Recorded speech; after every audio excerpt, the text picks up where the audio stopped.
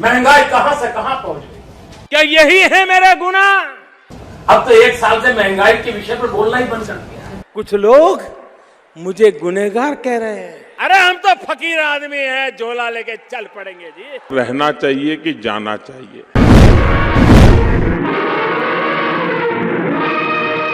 नमस्कार, मैं हूं प्रज्ञा मिश्रा।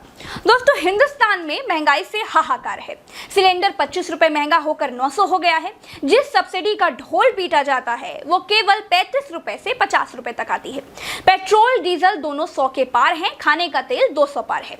लेकिन हिंदुस्तान की राष्ट्रीय मीडिया हिंदुस्तान के लोगों को पाकिस्तान की महंगाई बता रही है। मतलब अगर आपकी जेब कट रही है तो कोई बात नहीं, पड़ोसी की कितनी कट रही है ये देखकर आप खुश हो जाइए। महंगाई संहारक इन बीजेपी के महापुरुष को सुनते चलिए। पेट्रोल और डीजल का भाव आप भी जानते हैं, ये हमारी सरकार की देन नहीं है, ये कांग्रेस सरकार की देन है। एक व्यवस्था जो कांग्रेस सरकार की बनाई हुई थी उसी के तहत आज इसके दर बढ़ रहे हैं। ये भारत को कांग्रेस मुक्त करने निकले थे, लेकिन पेट्रोल डीजल को कांग्रेसी फैसलों से मुक्त नहीं कर पा रहे हैं। वैसे तो ये शेर हैं, लेकिन जैसे ही महंगाई की बात आ जाती है तो कुछ और ही हो जाते हैं। बातों से बुलबुलें इस धरती पर मौजूद बीजेपी के मंत्री और सांसद के अलावा कोई और बना ही नहीं सकता।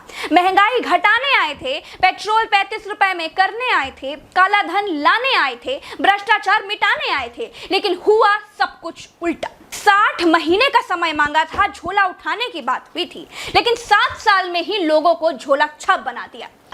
आपने उनको 60 साल दिए हैं, हमें सिर्फ 60 महीने दीजिए। अरे हम तो फकीर आदमी हैं, झोला लेके चल पड़ेंगे जी।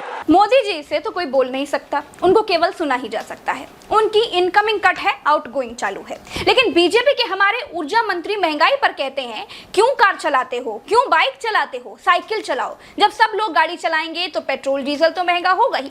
ये भाई साहब मध्य प्रदेश के ऊर्जा मंत्री प्रद्युम्न सिंह तोमर हैं। हमारे लिए पेट्रोल डीजल महत्वपूर्ण है कि हमारे स्वास्थ्य सेवाएं देश की महत्वपूर्ण है। पेट्रोल डीजल पर कीमत बढ़ गई है। पेट्रोल डीजल कौन चलाता है? आपसे ज्यादा क्या हम सब्जी मंडी जाते हैं तो हम कभी साइकिल से जाते हैं क्या? जो हमें शारीरिक रूप से स्वस्थ रखेगी, हमारे प्रदूषण को कम में मुक्ति दिलाएगी। ये साक्षात पेट्रोलियम मंत्री हैं। महंगे तेल के लिए लोग इनसे ही पूछते हैं, लेकिन ये कहते हैं कि सरकार की आमदनी बहुत कम है, इसलिए तेल के दाम कम नहीं कर सकते। दोस्तों, महंगाई पर बीजेपी सरकार पूरी तरह से फेल है।